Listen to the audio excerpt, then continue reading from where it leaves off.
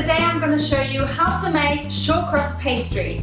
I'm on a mission to teach you how to make the best possible pastry at home with your lovely Thermomix.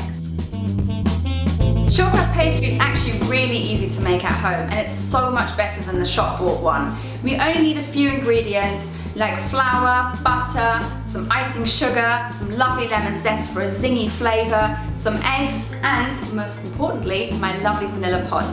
It smells gorgeous and that will add the extra flavour kick. So let's make a start.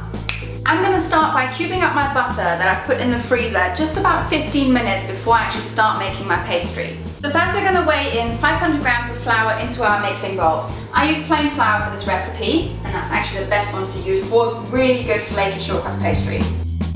Followed by the butter. We've cubed up our butter nicely, and it's really important to use very, very cold butter. The warmer the butter is, the harder it is to incorporate the shortcrust pastry, and the longer it takes to actually keep it in the fridge and relax it, because you really do need to relax shortcrust pastry. After you've mixed it all together, it takes about half an hour, maybe 45 minutes to relax really nicely in the fridge. Then we're going to add in our icing sugar. You can use an icing sugar that you've made in the Thermomix or just a shop bought one, totally up to you. You're going to add 100 grams of that. Then we're going to crack in our eggs. I use 2 large eggs. They've just come from the fridge, which is great. The more cold ingredients you have for shortcrust pastry, the better it is. Let's crack in the eggs.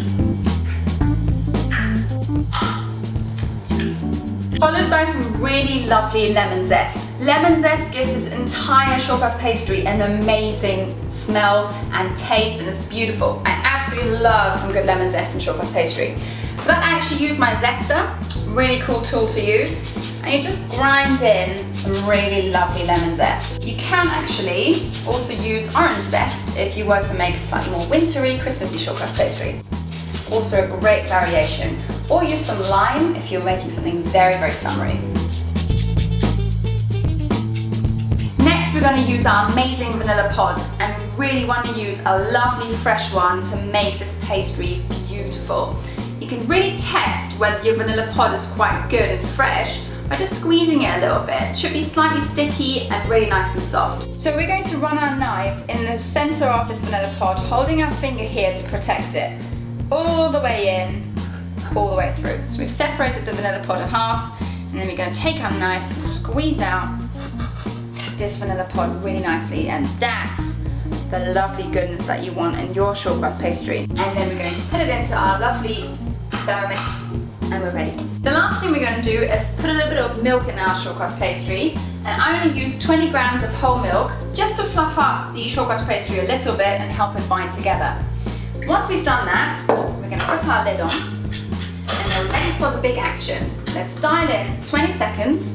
We're going to go for speed 6, and I'll see you on the other side. Our pastry has been mixing for 20 seconds. Let's have a little look at what it looks like now. Ooh, look at that. Amazing. That's a really good shortcrust pastry. And we're going to put it on the surface to form it into a lovely ball.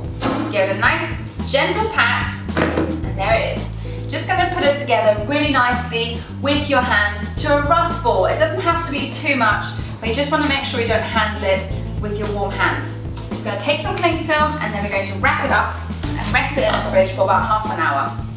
Give it a nice little pat. That's it. And I'll see you in half an hour once this pastry is chilled, and we're going to do the whole thing all over again. So we're going to start by flouring our surface nicely.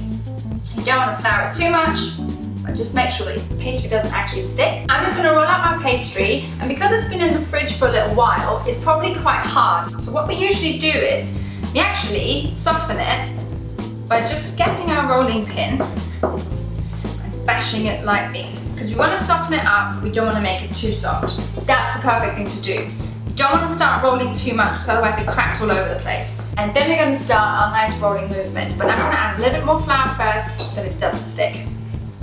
And off we go. You just roll it out until it's a really nice circle. And you might want to just change directions here and there sometimes, just to make sure you've got a perfect circle. You see, as you roll out, it warms up nicely and it becomes smoother and easier to roll. So now that we've rolled out our pastry, it's time to actually line our lovely tart shell with it.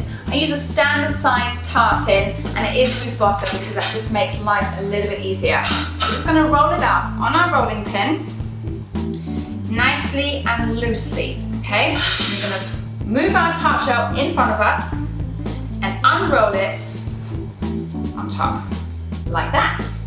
Then we're going to be quick with our hands to just basically push in this pastry into the pastry shell. Once we've pushed it all in nicely, we're just going to take our rolling pin and we're going to make sure we've got the perfect pastry. So you take your rolling pin and you're going to actually push it on top of your tart tin.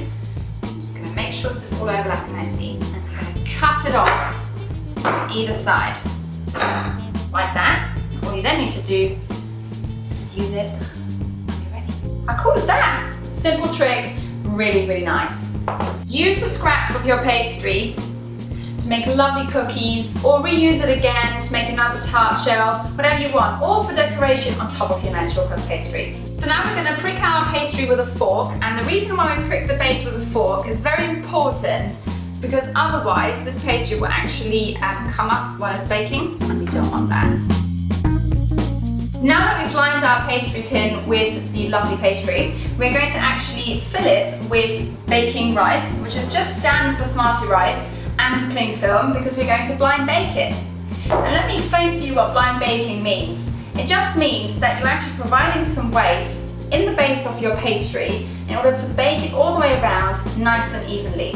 You're then going to remove all of that stuff and going to bake it again for another 5 minutes just to make sure that this pastry shell is nicely cooked so that it's ready for your fillings. So once you've got your rice in your cling film, just make sure that you actually pat it all the way against the sides because you want to make sure that this pastry has no way to escape while it's blind baking.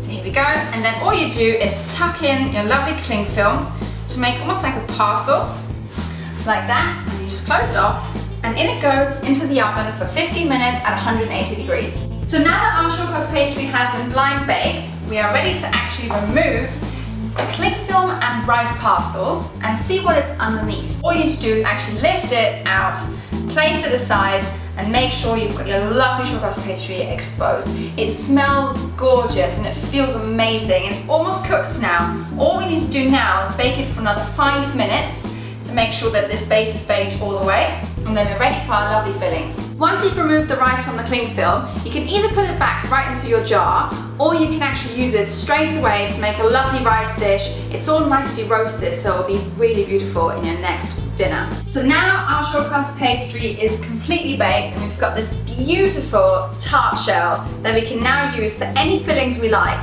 At this stage, I would say you can also use a little bit of egg white to brush it all over this pastry and bake it for another minute or so.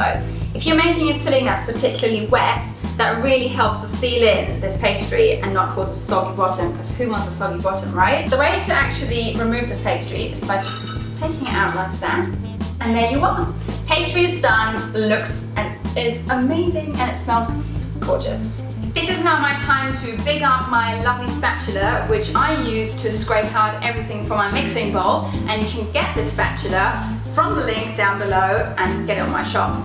So we're going to scrape out this lovely chocolate ganache that we've just made into this amazing tart shell that we've prepared. Just make sure you get every last bit out of this. It's so gorgeous. Once you've scraped it all out, just make sure you really nicely distribute it all over your tart shell. Look how gorgeous that looks. All you need to do now is finish it off with some fresh raspberries or any other fruit you like, and you're done.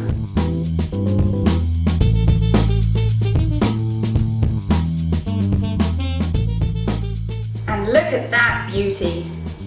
Doesn't that look just so tasty? Actually, I think I'm just going to try a little bit. Oh my god. Just to make sure it's amazing.